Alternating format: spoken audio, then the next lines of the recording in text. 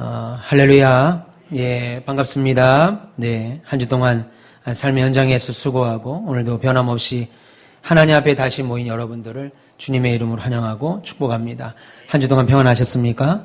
예, 5월 달은 대단히 좋은 달인 것 같아요. 날씨도 좋고 또 행사도 많고 가정에 여러 일들도 많은 달이라고 믿습니다.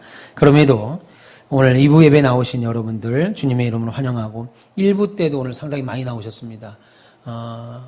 여러 가지로 또 1부, 2부 또 계속해서 나와 예배하는 여러분들에게 우리 하나님의 은혜가 충만하기를 축원합니다. 예수를 믿으면 많은 사람들이 처음에 곤란을 느끼는 것이 신앙을 가진 후에 일반적 종교와 기독교를 특별히 구별하지 못하는 데서 곤란함을 느끼게 됩니다. 이게 무슨 말이냐면 일반적인 종교에서 종교성이라고 하는 것은, 그래서 종교가 성립하는 것은 흔히들 두 가지가 있다고 얘기를 하잖아요. 하나는 윤리성입니다. 도덕성이라고 얘기할 수 있죠. 세상 종교든 기독교든 이 종교를 갖게 되면 선하게 살고 싶어하는 욕구들이 있고 또 선하게 살아야 된다라고 하는 당위성이 있죠. 윤리적으로 도덕성을 갖고 살아야 된다. 그리고 그 다음엔 뭐겠습니까? 흔히들 말하면 이제 치성이라고 그러잖아요. 정성이 있어야 된다. 그래서 기독교뿐만 아니라 세상 종교들이 윤리성과 치성을 강조하죠. 그런데 기독교도 그렇게 도덕성과 치성을 모든 분들이 당연히 책임으로 알고 그렇게 신앙생활을 하고 있는 중에 그 문제가 하나 생기죠. 그 문제가 뭐겠습니까? 그 이상으로 나가는, 도덕성을 갖고 있는 정도와 치성을 드리는 정도 그 이상으로 나가는 기독교에 대한 이해는 그 도덕성이나 치성에 대해서는 훨씬 부족합니다. 내가 도덕성을 가져야지. 내가 예수 믿는데 윤리적으로 살아야지. 그리고 또 하나는 내가 예수를 믿으면 더 열심히 정성을 다하여서 교회 생활을 해야지 라고 하는 것까지는 가는데 기독교의 더 이상의 이해는 부족합니다. 이게 무슨 말이냐면 내가 예수를 믿는데 어려움이 찾아온다 하는 때 곤란함을 찾지요. 이것은 도덕성과 치성을 지킨 자들이 더 이해하기 어려운 곤란입니다. 내가 예수 믿고 하나님 앞에 더 바르게 살고 세상에 나가서도 속이지 않고 거짓말하지 않고 뒷돈 받지 않고 열심히 살고 있는데 왜 내가 하나님 앞에서는 그렇게 어려움을 내가 예수를 믿는데 어려움이 찾아오죠. 사업이 힘들어지고요. 자녀가 옳은 길로 가지 못하고 내가 예수를 믿는데 큰 병이 걸립니다.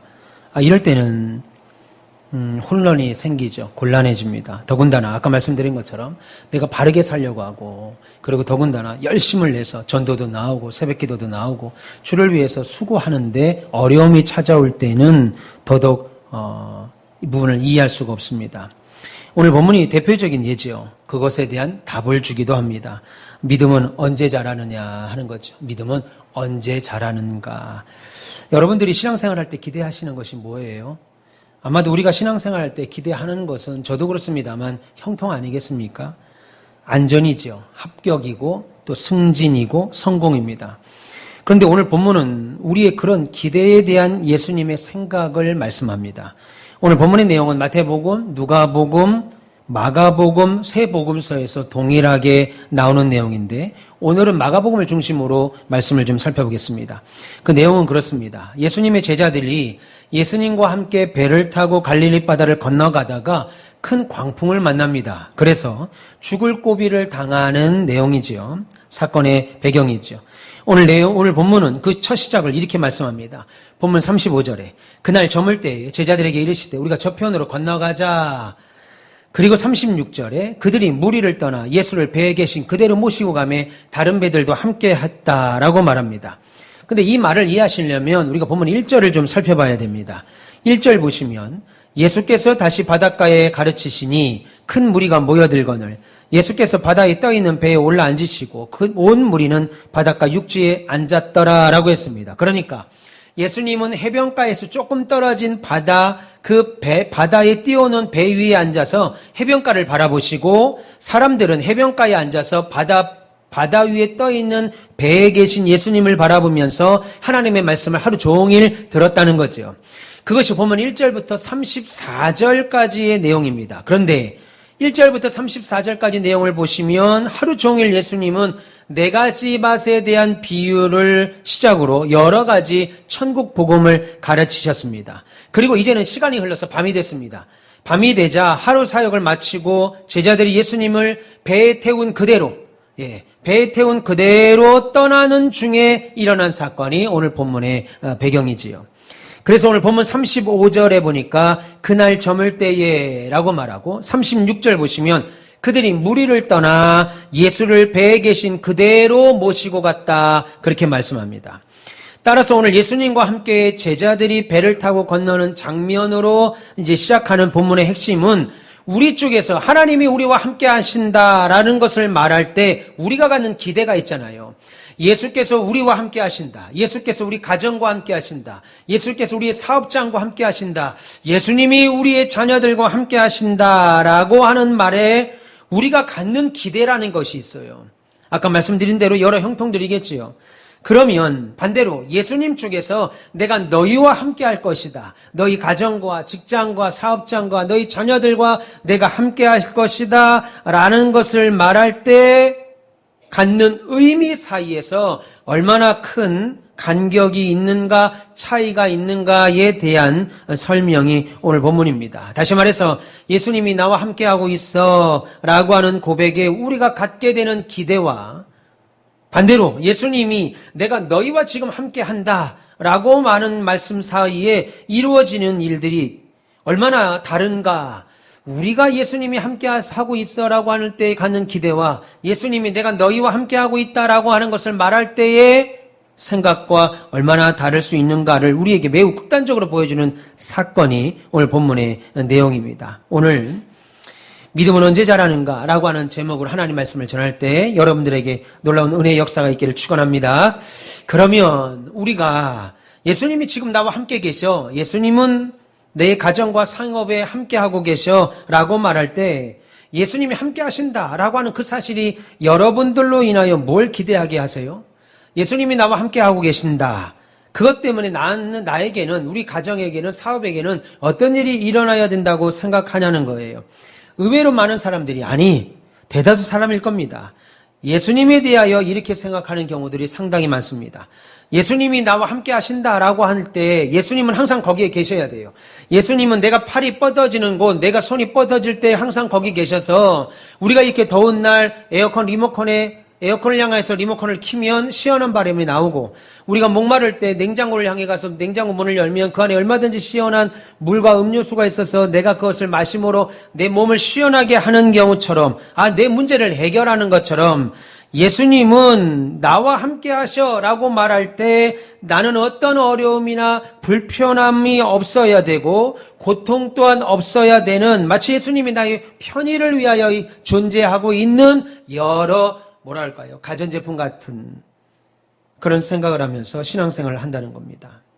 그것이 예수님이 지금 나와 함께 계셔 라고 말하는 것에 대한 우리 편에서 생각하는 의미지요. 그런데 예수님께서 내가 너희와 함께 한다 라고 말씀하실 때는 우리의 생각과는 전혀 다른 생각과 의도를 갖고 계시기도 합니다. 예수님이 우리와 함께 하신다. 예수님이 너와 함께 하실 거야 라고 말할 때 예수님이 단순히 우리의 문제를 해결해 주는 편리한 기계로 내가 거기 있을게 로봇 청소기처럼 아침에 틀어놓고 가면 저녁에 퇴근하고 집에 오면 깨끗하게 집을 청소해 주는 것처럼 그런 편리한 기계로서 예수님이 거기 계시는 것이 아니고 내 모든 일을 해결하시는 분이 아니고 우리에게 여러분들에게 하나님이 도대체 누구신지 천국은 도대체 어떤 곳인지 예수님은 누구신지에 대하여 더 잘 알게 하기 위하여 우리와 함께 하신다는 거죠. 그래서 우리가 풀지 못하는 어려운 문제, 환난을 통해서 단순히 문제 해결만 하시는 것이 아니고 그 문제를 통해서 예수님이 누구신가를 더 알게 하신다는 거죠. 예수님이 누구시지? 어려움을 통해서 오히려 우리의 기대는 뭐겠습니까? 이 시간 2부 예배 나와서 예배 드리는 여러분들에게 그리고 새벽에 나와서 기도하는 여러분들에게 그리고 집에서 찬양 부르는 여러분들에게 하나님이 누군지를 알고 믿음이 자라나게 하는 게 우리의 바람이죠. 무슨 말이냐면 어려움 없이 환난 없이 내가 그냥 성경 읽으면 알아서 믿음이 자라고 예배 드리면 알아서 믿음이 뜨거워지는 것이 우리의 바람인데 예수님은 그런 방식으로 우리의 믿음을 자라게 하지 않는다는 거예요. 여러분의 믿음은 성경은 들으면서 나지만 우리의 믿음의 출발은 하나님 말씀을 들으면서 나지만 우리의 믿음의 성장은 어디로부터 출발하냐면 고난입니다. 환난입니다. 어려움입니다. 그래서 참된 신자는 하나님을 믿는다고 하지만 그냥 교회만 참석하시는 사람들은 어려움이 찾아오면 나는 원래 예수 믿으면 행복할 줄 알았는데 예수 믿으면 즐거울 줄 알았는데 그래서 예수 믿으면 만사 형통하리라라는 찬양이 제일 좋았는데 예수 믿으면 즉각적으로 찾아오는 것이 헌신과 수고와 애씀이에요. 내 시간을 하나님 때문에 양보해야 돼요.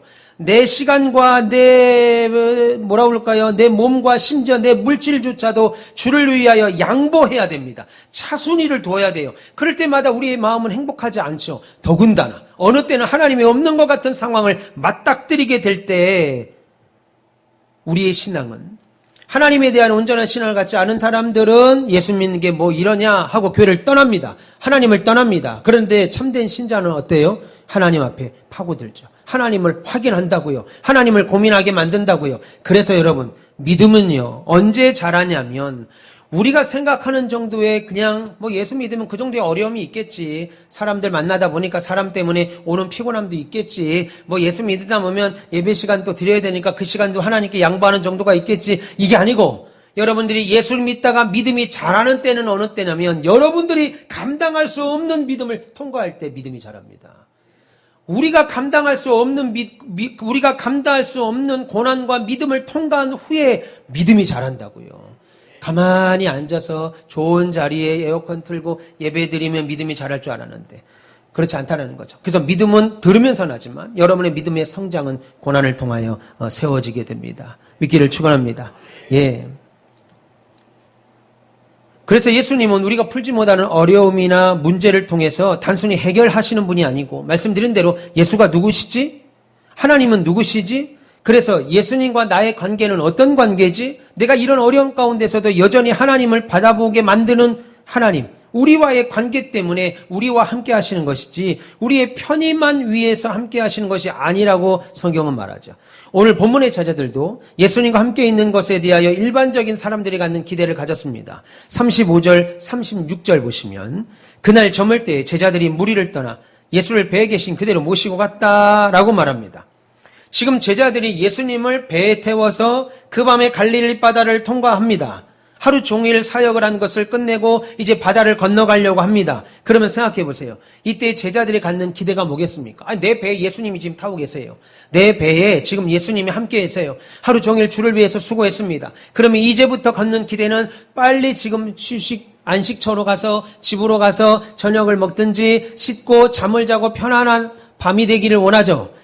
우리도 마찬가지입니다. 저와 여러분들이 예수님을 옆에 태우고 우리 이석기 집사님이 부산을 간다고 하겠습니다. 부산.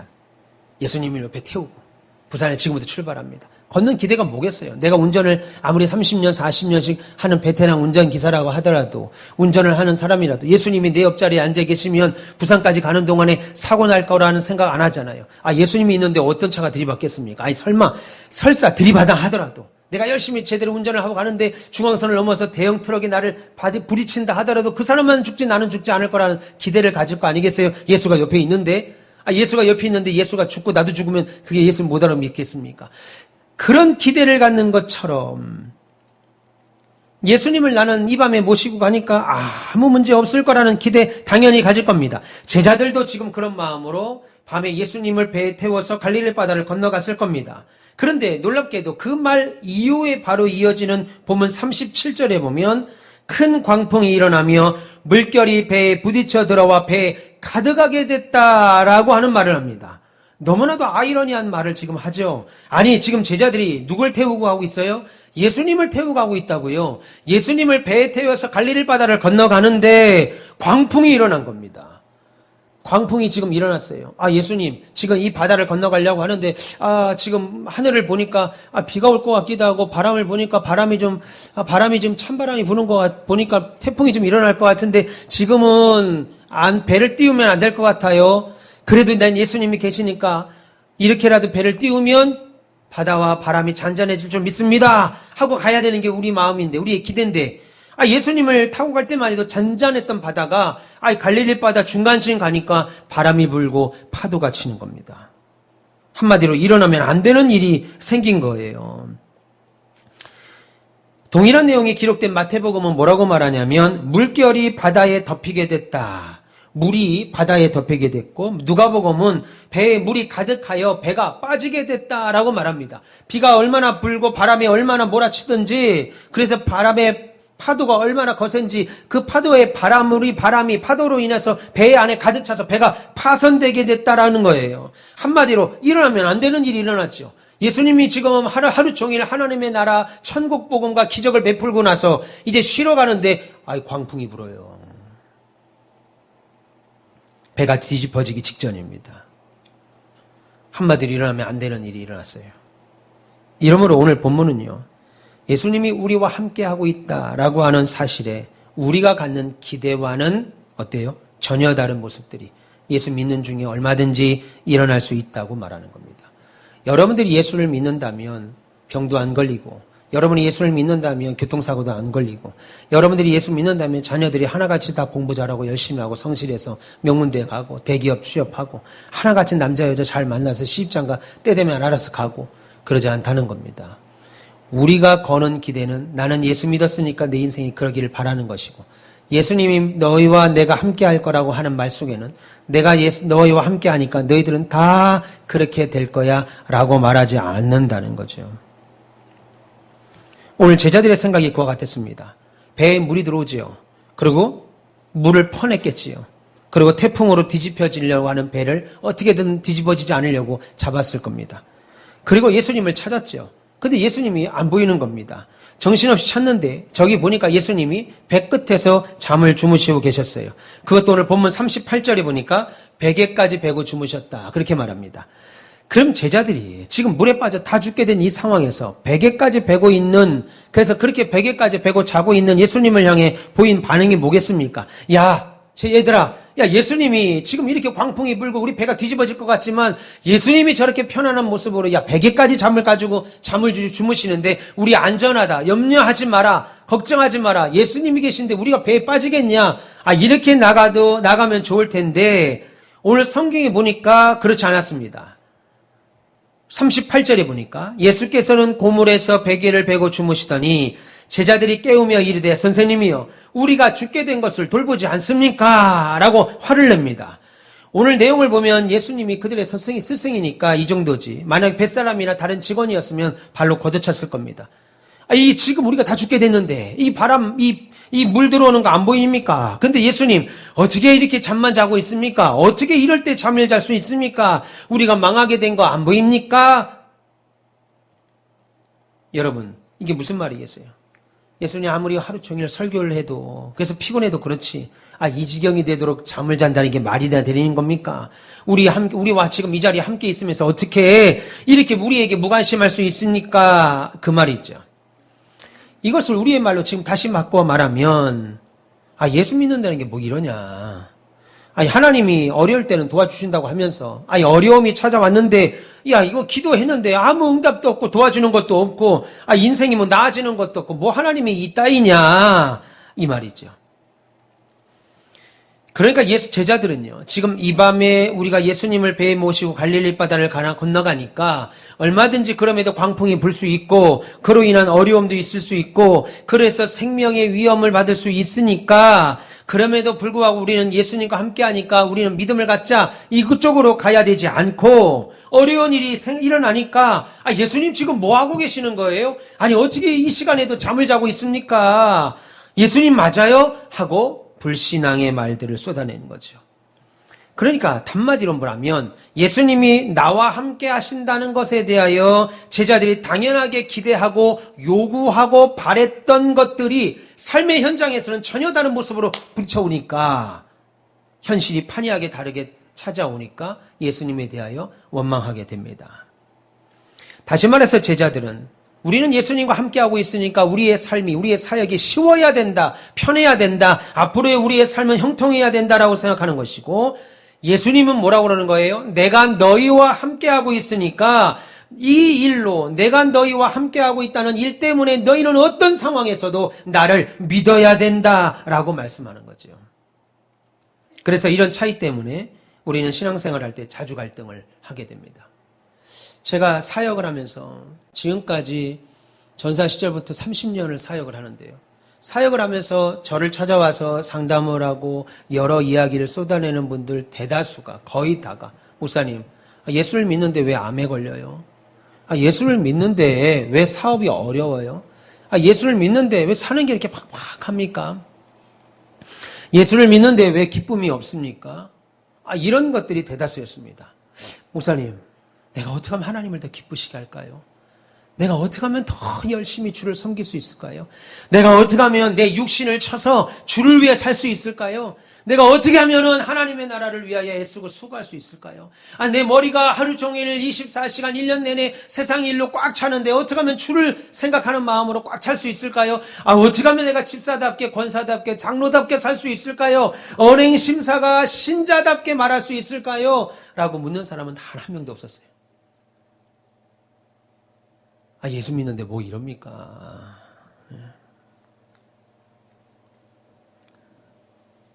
하나님이 너무 이해가 안 된다는 거죠. 서운할 때가 있죠. 마치 내가 지금 사기당하는 것 같고, 하나님이 없는 것 같아요.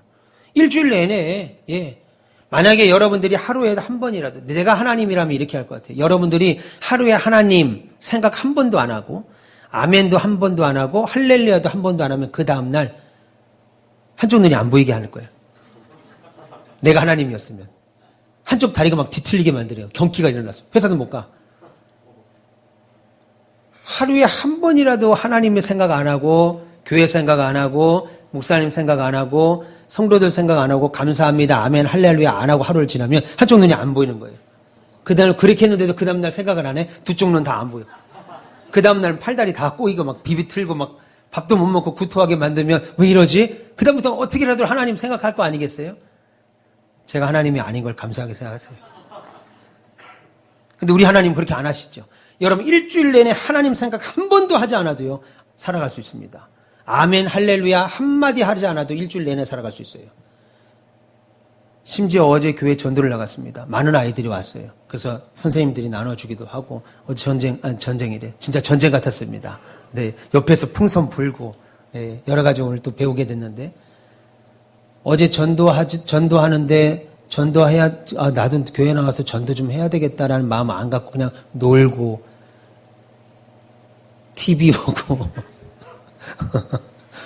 교회 가서 오늘 전도한다는 거 아셨잖아요. 그러면 내가 거기 참석을 안 하면 막 팔다리가 뒤틀리고 막 이래야 되는데 그래야 하나님이 그 다음에 내가 열심히 나가야지 그런 생각을 갖는데 우리 하나님 그렇게 안 하신다고요. 그렇게 안 하신다고요. 진짜 은혜입니다. 그러니까 그렇게 안 하니까 하나님에 대해서 더 잊어버리죠. 여러분 오늘 제자들의 이런 생각과 말을 듣고 예수님이 일어나셨어요. 그리고 바다를 향하여 꾸짖습니다. 뭐라고 꾸짖어요? 잠잠하라 고요하라 라고 외칩니다. 그런데 예수님의 그 큰 소리를 듣고 여러분이 만약에 제자라면 어떠겠어요? 풍랑과 바람이 불어서 배가 다 물이 들어오고 배가 깨지게 될 지경이에요. 그래서 예수님까지도 깨웁니다. 왜 깨우겠어요? 배집사님이 거기 베드로 그러네. 베드로가 배씨였구만.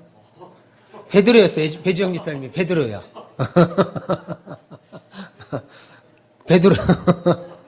베드로 주영. 그죠? 베드로 주영이 거기서 예수님을 왜 깨웠겠어요? 예수님 일어나서 예수님이라도 지금 뱃속에 들어오는 물이라도 퍼내고 지금 우리가 지금 안달복달 하니까 그냥 분위기라도 타라고 좀 그렇게 퍼즐을 자지 말고 지금 잘 때냐고 그것 때문에 깨우는 거 아니겠어요? 예수님께 일어나서 바다를 향하여 외치시라고 그래서 이 바람과 바람이 파도와 바람이 잠잠해지라고 그것 때문에 깨우는 거 아닙니다. 깨우는 이유는 그것 때문에 깨웠으면 예수님을 깨울 리가 없죠. 그 깨우는 이유가 뭐겠어요? 너라도 일어나서 물이라도 푸고 너라도 하나 일어나서 배라도 잡으라고 깨우는 거 아니겠습니까? 근데 예수님 번떡 일어나가지고 배 앞으로 가더니 바다를 향하여 손을 들었겠지요. 그리고 외칩니다. 파도야 잠잠하라. 베드로가 어떻게 했겠어요? 베드로 주영. 그 예수님을 보시고 진짜 가지가지 한다 정말. 내가 이러려고 깨운 게 아닌데 그죠? 근데 베드로가 예수님이 혼자 가셔서 바다를 향하여 외친다고요. 잠잠하라. 그런데 잠잠하게 됩니다. 잠잠하게 돼요. 그 시로 성경에 보니까 그시로. 제자들이 그것을 봅니다. 깜짝 놀랍니다. 그것을 보고 제자들이 하는 말이 본문 41절입니다. 그들이 심히 두려워하여 서로 말하되 그가 누구기에 바람과 바다도 순종하는가? 라고 말합니다. 지금 두려워했다라는 말은 공포심이나 무서움에 빠졌다는 말이 아니고 경외하는 마음이 드는 거예요. 매우 큰 경외심을 가지고 도대체 이분이 누구신데 그저 설교만 하고 그저 하나님 말씀 가르치기 좋아하는 유능한 랍비 정도로만 우리가 알았는데 도대체 이 사람은 누구길래 바람과 파도도 잠잠하고 복종하는가? 드디어 이 제자들은 예수님이 누구신가를 새롭게 깨닫게 된 겁니다. 예수님은 그냥 단순히 뭔가 잘하시는 분이 아니구나. 사람들에게 인기 많고 좋은 말 하시는 분이 아니었구나. 이분은 세상의 모든 피조물도 심지어 바람과 파도조차도 복종하게 하시는, 복종해야 되는 메시아시구나, 하나님이시구나 라는 것을 제자들이 깨달은 겁니다. 여러분, 이것을 깨닫게 하기 위하여 예수님은 마지막 수업 클래스를 연 거지요. 이것을 깨닫게 하려고 제자들과 함께 바다에 건너가면서 일부러 광풍을 만들게 하셔서 만나게 하신 의도가 바로 여기에 있다는 거예요. 그리고 이런 광풍 가운데서도 제자들을 평안하게 갈릴리를 건너가게 하시는 것이 아니고 오히려 광풍을 일으키셔서 오히려 사람이 죽게 만드는 그런 문제에 넣어서라도 예수님이 누구신가를 제자들이 알게 원하셨다는 거죠. 그래야 예수님이 곧 십자가에 죽으시고 부활하시고 승천하셔서 이들과 함께 하지 않습니다. 이제는. 그럼에도 예수님 없이 주의 길을 가야 되고 사도로서 교회를 세우고 하나님의 나라를 확장해야 될 사역을 감당해야 되지 않겠어요? 그냥 말 잘하는 예수, 설교 잘하는 한 사람 스승으로만 하는 것이 아니고 이가 예수시다, 이가 메시아시다, 이가 하나님이시다 라는 것을 확실히 깨달아야 그들이 예수 없이도 하나님의 사역을 감당하죠. 결국 제자들은 이 광풍으로 말미암아 예수님이 누구신가를 새롭게 알게 되었습니다.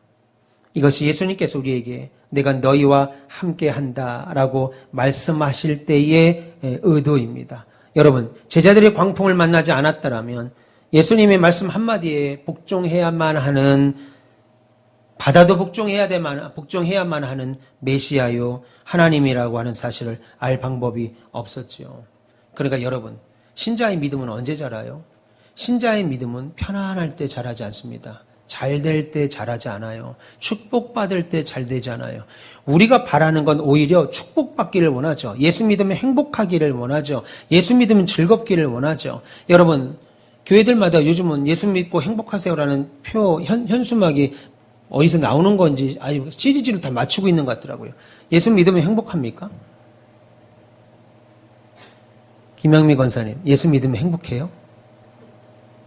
행복하다고 할 수도 없고 안 할 수도 없고. 지금 묻는 거 보니까 행복하다고 하긴 해야 되는데, 목사님이 지금 묻는 거 보니까 안 행복하다고 하니까 저거 묻는 건데, 안 한다고 하면 또 이거 갑자기 권사가 안 행복해요? 라고 물을 것 같기도 하고, 뭐라고 대답을 해야 되지? 이런 질문이 아주 그냥 이중적인 질문이죠. 예수 믿으면 행복합니까? 그러면 행복하죠. 예수 믿으면 행복해요. 근데 예수 믿으면 행복하다는 건 두 가지겠죠. 막 교회 처음 나온 초신자들, 어서 오세요. 누가 봐도 다 반겨주니까, 행복하죠. 세상의 중심이 다 나로 돌아가는데 교회 와도 지금 이 교회가 나로 중심으로 돌아가는 것 같으니까 행복하다고요. 진짜 행복한 건 뭐예요? 신앙의 경지, 주님 앞에 올라서 있는 경지에 올라서야 행복합니다. 그 외에는 행복하지 않아요. 내가 권사인데 지금 교회에서 어제 전도 나간다는데 지금 내가 여기 있는 게 맞나? 이거 마음 드는 것 자체가 행복하지 않다고요, 지금. 마음이 걸려. 행복하지 않아요. 부담스럽다고요. 그래서 여러분, 신앙은 부담감이 있어야 됩니다. 부담스럽지 않고 예수 믿는 것 자체가 신앙이 아니에요. 그럼 믿음이 안 자라요. 부담감이 있어야 믿음이 자랍니다. 그 부담감으로 수많은 믿음의 선배들이 예배당을 지어냈고 나가서 복음을 전했고, 우리가 도서관에 가면 기독교 백화점 가면 3만 원, 5만 원이면 살 수 있는 이 성경을 그들이 목숨을 걸고 지켜냈다고요. 하나님의 일을 하려고 하는 부담감 때문에 믿음을 자랐고 성장했습니다. 그러니까 여러분, 믿음은요, 편안할 때 자라지 않아요. 편안하게 교회 나가고 부담 없이 교회 나가서 예수 믿고 거기에서 자라지 않습니다. 그냥 내가 견딜만 해. 이 정도 어려움은 세상 살면서 어디 가도 있지. 교회만 있나? 직장 다녀도 이 정도 어려움이 있고 사업을 해도 이거보다 어렵지 이 정도는 어려움이 있지. 그 정도의 신앙 가지고는 자라지 않습니다. 오히려 감당할 수 없는, 내 이성으로는 이해할 수 없는 그 고난을 통과해야 믿음이 자란다고요. 그래야 신앙이 성장해요. 그래서 오늘 예수님은 제자들에게 하루 종일 하나님의 일을 감당했던 그들에게 편안하게 바다 건너가 집에 가서 잠을 자는 그런 일을 허락하지 않고 오히려 목숨이 경극에 달하는 상황을 몰아치게 만들어서 예수님을 확인하게 만들게 되죠.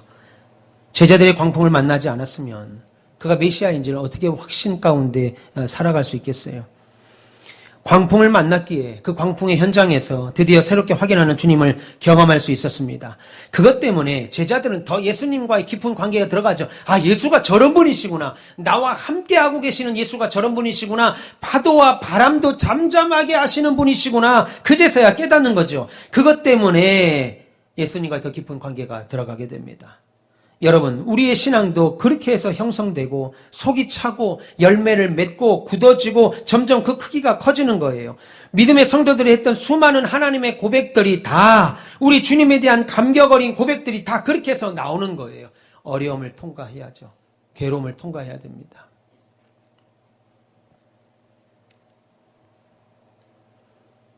그래서 내가 사망의 음침한 골짜기를 다닐 때에는 아니 하나님이 어디 있어? 하나님이 뭐 이래? 신앙이라는 게 뭐 이런 거야? 온갖 입으로 쏟아냈는데 아니 지나고 나니까 아 하나님이 사망의 음침한 골짜기에서도 나를 인도하셨구나. 여러분 아까 제가 말씀을 드렸습니다만 우리가 아무리 어려운 가운데 있다 할지라도 우리를 건지시는 이는 하나님뿐이세요. 우리를 일으켜 세우시는 분은 하나님뿐이었습니다. 그렇지 않습니까? 여러분 생각을 해보세요. 여러분이 아주 목숨이 경극에 닿는 상황이나 이거 가면 파산에 이를 것이고 이거 하면 다 끝장나는 것 같은 그런 상황에서도 우리를 유일하게 일으켜 세우신 분은 하나님이셨어요. 하나님은 선하신 분이었습니다. 우리가 어떤 상황에서도 여전히 하나님은 선하신 분. 그래서 여러분들이 고난 가운데 어려움 가운데 통과하고 나면 아 내가 망해서 죽거나 또는 내가 잘돼서 온 세상을 얻어서 아쉬울 것 없는 그런 어떤 경우에도 나에게는 분명한 한 가지가 있어. 내가 망하고 내가 죽는 상황에서도 깨닫는 한 가지가 있고 내가 세상을 다 얻고 형통하고 누가 봐도 야 나만큼만 돼봐 나 정도만 돼봐 라고 말할 때도 내가 분명히 하나 고백할 것이 있는데 그것은 내 평생의 여호와의 선하신 과 인자하심이 나와 함께한다. 내가 어려운 처지니까 하나님 없는 것 아니고 내가 잘 되니까 하나님 필요 없는 것 아니고 평생에 내가 어렵든 잘 되든 하나님의 선하심과 인자하심이 그 선하고 인자하심이 평생 나와 함께하신다라고 하는 고백이 나온다는 거죠. 어떤 분이 저한테 오셔서 그 얘기를 하시더라고요. 아니, 언제까지 내가 이렇게 힘들게 살아야 됩니까? 아니, 내가 주를 위해서 그렇게 고생하고 애쓴 거, 주님이 다 아시는데 내가 언제까지 이러고 살아야 돼요? 라고 저한테 얘기를 하시더라고요. 그때 제가, 그분이 그렇게 사신 걸 알고 있는 제가 그 얘기를 했습니다. 그럼에도 불구하고, 하나님이 우리를 선하게 대하셨고, 하나님만 우리를 일으켜 세우셨고, 하나님만 우리를 여기까지 인도하신 것에 대하여 여러분 동의하지 않으세요? 동의하시죠? 저는 동의합니다. 제가 목회하면서 지금까지요. 아니 예수를 믿고 목사 아들로 살고 지금까지 목회하면서 제 머리로 아 하나님은 이런 분이시구나 이렇게 해서 내게 이렇게 하는 거구나 라고 이해한 적이 단 한 번도 없습니다. 이해가 안 돼요. 왜 이렇게 살아야지? 내가 50평생 살면서 왜 내가 이렇게 이것 때문에 신경 쓰고 이런 일로 고생하고 왜 내가 이렇게 살아야 되지? 아 내가 목회만 안 했어도 내가 이거보다는 좀 잘 살았을 것 같은데 내가 지금 이렇게 사는 것보다는 좀 저는요 외향적인 성격이 아니에요. 남 앞에 서 있는 거 별로 안 좋아해요. 그리고 다른 사람들한테 별로 이렇게 뭘 가르치는 것도 별로 안 좋아합니다. 그냥 나 열심히 살면 되는데 아니 하나님이 저로 하여금 제가 뭐라고 그랬어요? 저는 육사로 경대 가기를 원했다고 그랬잖아요. 그래서 군인, 경찰 이런 거 하려고 그랬어요. 이런 거. 근데 그게 내 꿈이었는데 하나님이 저로 하여금 목사를 세워서 이 자리에 어릴 때부터 목사의 집안에서 자라서 목사가 된다는 게 부담스러웠고 더군다나 하기 싫었습니다. 목사 된다는 게 얼마나 어려운 일인지 먹고 살고 자녀 교육시키고 막 이런 거 어려운 거 뭐 말할 것도 없고 어떤 분이 저한테 그러시더라고요. 제가 목사 안수를 받으니까 목사 안수 받으니까 그분이 저한테 그래요. 할머니 권사님이신데 이전에 있던 교회에서. 아유 목사님 이 힘든 길을 어떻게 가시려고 그러시냐고. 그땐 제가 막 뜨거웠잖아요, 마음이. 젊었고. 그때 막 제가 막 30이 넘었기 때문에, 얼마든지 뭐가 힘든지를 몰랐어요. 이게 뭐가 힘들다는 거지? 남들 다 안 힘든가? 회사 다니는 것도 힘들고, 사업하는 것도 힘들고. 근데 목사의 길이 얼마나 힘든지. 제가 전한 대로 살아야 돼요. 그러니까 힘든 거예요, 이 길이.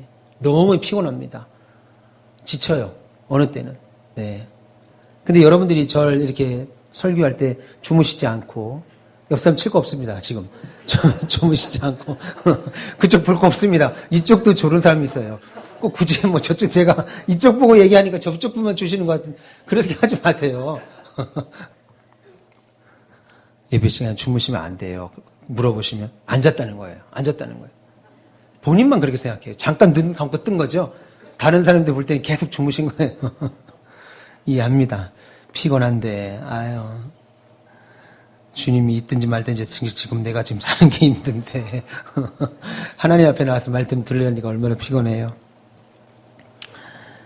제가 목회하면서 지금까지 한 번도 내 이성으로 이해된 적이 없어요. 하나님의 일하심이.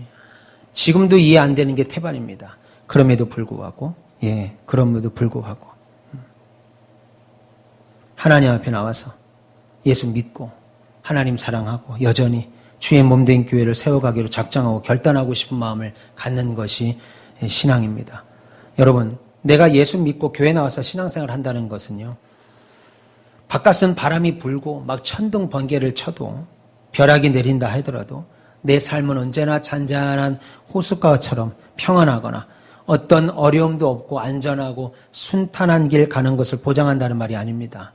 오히려 내가 만난 하나님, 나와 함께 하시는 하나님이 어떤 분이신가 하는 것은 너무 분명해서 그 하나님은 너무 분명한데 내일 일은 내가 잘 모르겠어요. 내일 어떻게 될지도 잘 모르겠습니다.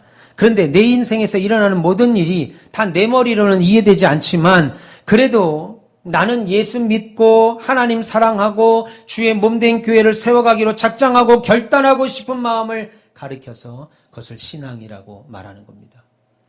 사실 인간이 갖는 불안과 두려움 중에 하나가 미래에 대한 두려움이죠. 내 인생이 앞으로 어떻게 될지 모르기 때문에 사람은 미래에 대한 두려움을 갖습니다. 그래서 하나님을 아는 사람은 보라, 하나님은 나의 구원이시라. 내가 의뢰하고 두려움이 없으리니 라고 고백하죠. 그 사람들은 세상이 안 보여서 그런 고백을 하겠습니까? 세상보다 하나님에 대한 믿음이 더 확고했고 그 하나님이 어떤 분이신가를 알았기 때문이지요. 그래서 여러분, 신앙생활을 한다는 것은 우리 인생 중에 만나는 위기 상황을 이겨낼 구체적인 진행 과정이나 청사진을 받아보는 것이 아닙니다. 내가 교회 등록한다는 것은, 내가 예수를 믿는다는 것은, 내가 지금 50이니까, 내가 60이니까, 남은 인생이 한 30년 남았으니까, 남은 30년은 나는 어떻게 살 것인지 하나님이 청사진을 주거나, 어려움이 있다 하더라도 그 일은 이렇게 해결할 거야 라고 하는 어떤 방법을 내게 주는 것이 아니고, 오히려 앞으로 우리가 어떤 일을 당할지, 어떤 과정을 거칠지 알지 모르나 험한 세상을 향해 나가는 내 인생의 배 앞에, 배 안에 우리 예수님만 타고 계시다면 그분이 절대로 나를 외면하지 않고 마침내 우리의 소원의 항구로, 마침내 우리 믿음의 종착지로 이끄실 것을 알고 기대하는 것, 그것을 믿음이라고 말하죠.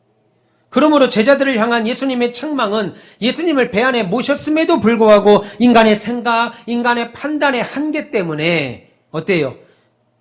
그 안에 갇혀있는 답답한 모습, 예수를 모시고 있음에도 불구하고 여전히 원망하고 불평하는, 두려워하는 나약한 모습을 보게 됩니다.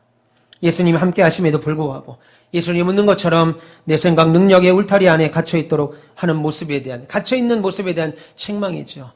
물론 우리가 예수를 믿음에도 불구하고, 예수를 믿으면서 믿음에도 불구하고 여러분 마음속에 두려움과 염려, 걱정이 찾아오는 것은 당연합니다.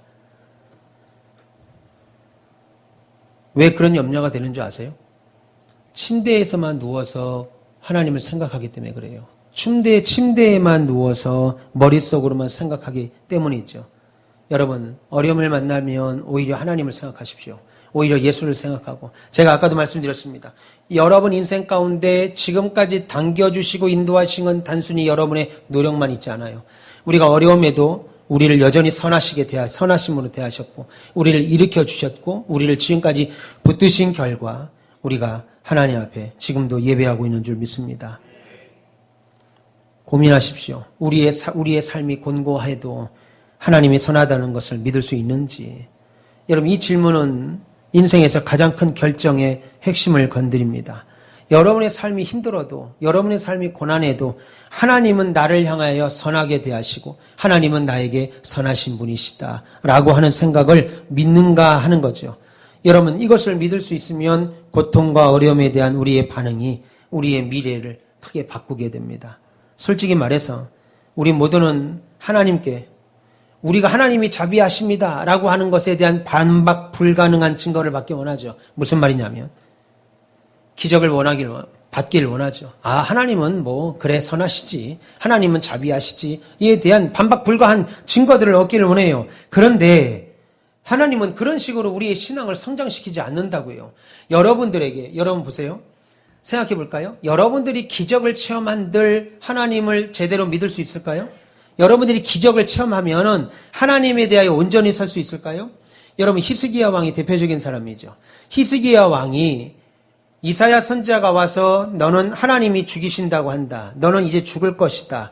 라고 하는 메시지를 받습니다. 그러니까 히스기야 왕이 벽을 향하여 통곡을 하며 벽을 향하여 바라보고 통곡하며 기도합니다. 그러니까 하나님께 뭐라고 기도합니까? 히스기야 왕이 뭐라고 기도해요? 하나님, 내 병을 고쳐주세요. 이렇게 기도합니까? 아니죠. 하나님, 지난 세월 내가 하나님 앞에 얼마나 잘 살았는지 하나님 보십시오. 그것을 보시고 내 병을 고쳐주세요. 라고 말합니다. 젊은 시절 히스기야 왕은 정말 잘 살았습니다. 믿음의 선구자였고 왕 중의 왕이었습니다. 하나님이 그 기도를 들으시고 놀랍게도 15년의 생명을 연장시켜 주신다고요.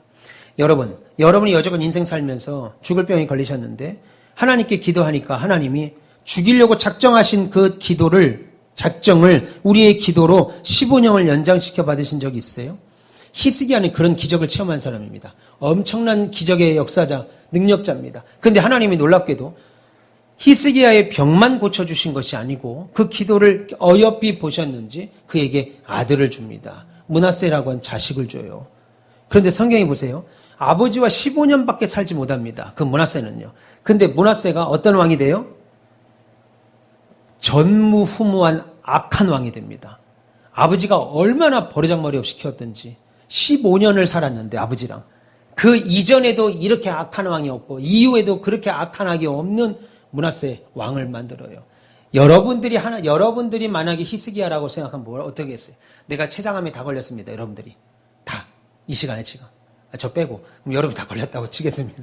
나는 다음 주에 설교해야 되니까 나 빼고 여러분 다 걸렸다고 칠게요. 그러면 뭐예요? 그 표정들은? 그런데 여러분들이 병이 걸렸는데 기도했습니다. 근데 하나님이 병을 낫게 하셨어요. 와. 그리고 김양미 권사님 아들을 주셨어요. 지금 또 병을 낫게 하실 뿐만 아니라 아들을 주셨다고요. 그럼 그 아들에게 어떻게 키우겠어요? 그야말로 믿음으로 키우겠지요. 아빠가 죽을 병에 걸렸어. 하나님께 기도했더니 낫어. 근데 너를 구해준 적도 없는데 하나님이 그 기도를 이쁘게 봐주셔서 엄마 나이에 너를 낳게 하신 거야. 그리고 너랑 15년밖에 못 살아. 김양미 권사님 아들을 낳는데 15년밖에 못 삽니다 이제. 그럼 어떻게 키우겠어요? 그냥 있는 대로 버르장머리 없게 키우겠습니까? 그러지 않지요. 하나님에 대하여 가르치실 거 아니겠어요? 하나님이 어떤 분이신가 하나님에 대하여 가르치지 않겠어요? 그런데 히스기야 왕은 그렇게 가르치지 않았습니다. 심지어 선지자가 와서 당신의 아들 때에 가서 당신 나라는 망하게 될 거다라고 한 저주를 부릅니다. 저주를 말해요. 그러니까 히스기야 왕이 뭐라고 그래요? 그래도 상관없다는 거예요. 내 때 아니면 된다는 거예요. 여러분 생각해 보세요. 엄청난 기적을 체험하고 기도로서 하나님의 은혜를 받고 히스기야 왕이 수많은 아람 나라와의 전쟁에서 아스루와의 전쟁에서 승리까지 합니다. 그런 기적을 체험했어요. 18만이 넘는 아스루와의 전쟁에서도 이기고 자신의 병도 고침을 받고 아들까지 받았다고요. 그러면 그 다음 인생은 어떻게 살아야 되겠어요? 믿음으로 살겠죠. 그런데 오히려 믿음으로 살지 않고 악한 왕이 됩니다. 심지어 네 아들 때에 니들이 한 죄 때문에 네 나라를 멸망시키겠다고 하니까 나 때는 그런 일이 없으니까 난 상관없다는 거예요. 여러분 기적을 체험하면 믿음이 자랄 것 같지요? 안 자랍니다. 믿음은 기적으로 체험하는 게 아니고 고난으로 성장하는 거예요. 주님을 만나야 자랍니다. 여러분들에게 자녀를 주고 여러분들에게 사업의 형통을 주고 여러분들에게 오만 기적들이 막 일어나잖아요. 좋은 건 그때뿐이고 그거 길어봐야 3개월입니다. 3개월 지나면 원래 우리의 모습으로 바뀌어요. 그러나 주님을 만나야 주님을 만난 다음에야 삶의 변화가 생기지요. 우리의 삶이 공고할 때 늘 하나님이 선하다는 사실 믿기를 축원합니다. 예수님은 상상할 수도 없는 최악의 폭풍 속에서도 저와 여러분들과 함께 계십니다. 여러분들과 함께 계실 뿐 아니라 여러분들 위해 계신다고요. 하나님께서 여러분들을 위해 함께 계신다는데 누가 여러분들을 대적할 수 있겠어요? 그러니까 여러분 망설이고 있었던 어떤 것에 대해서라도 하나님께 신뢰하십시오. 오히려 하나님 편에 쓰세요. 어려움이 찾아오잖아요. 그러면 하나님께 더 물으시고 기도하시고 하나님 편에 서시는 은혜가 있기를 축원합니다. 사랑하는 우리 가온미스 별님 여러분, 말씀드린 대로 신자들의 믿음은 언제 자랄까요?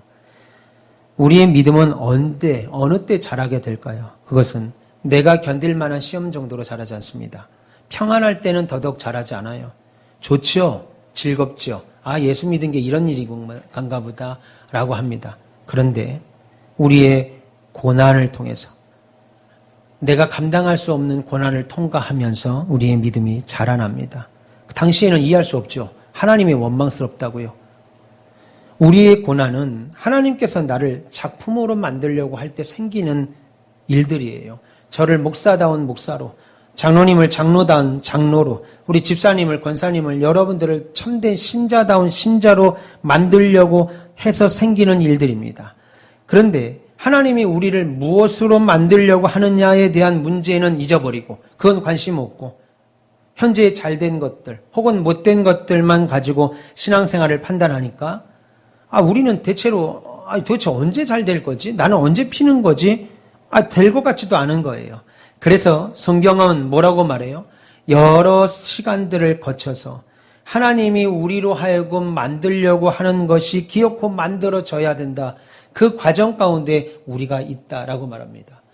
여러분들을 더 집사다운 집사로, 여러분들을 더 권사다운 권사로, 목사다운 목사로, 장로다운 장로로 만드는 것이 하나님의 목적이에요. 무에서 유를 창조하신 것처럼 아무것도 아니었던 우리를 하나님의 믿음의 사람으로 만드는 데 하나님의 관심이 있습니다. 그러니까 종종 우리로 하여금 행복한 것으로 자라지 않는다는 거, 믿음이 잘 자라지 않는다는 걸 아니까 제가 현재 고난은 하나님이 나를 작품으로 만들려고 해서 생기는 일들이에요. 그러니까 힘들어하지 마십시오.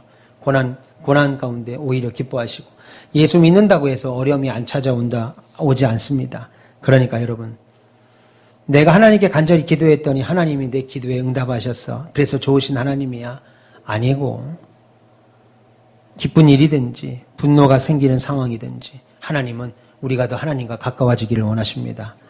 하나님께서 내가 너희를 얼마나 사랑하는지 내 마음이 얼마나 너희에게 있는지 알기 원하신다고요. 그래서 여러분들을 일으키시는 분은 하나님이십니다. 아까 제가 그분 말씀드렸죠? 왜 예수 믿는데도 이런지 모르겠어요. 아니요. 예수 믿으니까 그 정도 사는 거예요. 예수 믿으니까 하나님이 그만큼 세우시는 거고 예수 믿으시니까 하나님이 그렇게 우리를 선하심으로 대우하셨습니다. 한 번도 제가 연약한 죄를 지었을 때도 불구하고 하나님은 저에게 한 번도 선하게 다가오지 않으신 적이 없습니다. 머리로만 아는 하나님은 우리와 함께 계시다가 아니라 삶의 현장에서 확인하는 깊은 관계로 발전하기를 원하시는 거죠. 여러분의 삶의 현장에서 늘 함께 하시는 하나님을 새롭게 확인하시고 체험하시는 은혜 누리시길 바랍니다. 그럴 때 우리의 믿음이 자라납니다. 왜 내 삶에서 어려움만 찾아오지가 아니고 이 어려움은 하나님을 만나게 하게 하시는 하나님의 방법이시구나. 나를 하나님의 작품으로 만들려고 하는 과정 중에 있는 것이구나 라고 믿으셔서 여러분 어려움과 환난 중에도 오히려 하나님을 찾는 주님을 찾는 저와 여러분 되시기를 주님의 이름으로 축원합니다.